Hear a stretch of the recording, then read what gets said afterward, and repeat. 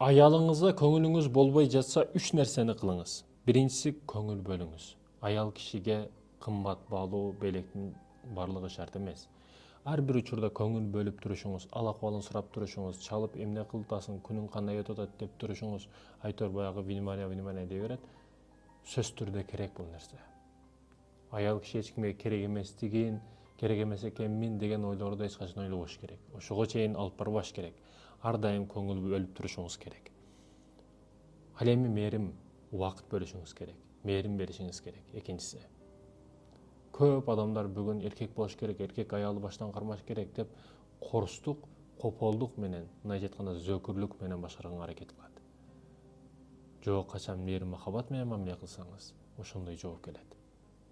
Же тескерисинче. Ага ар дайым мээрим, убакыт беришиңиз керек. Күтүлбөгөн белек баарына жагат.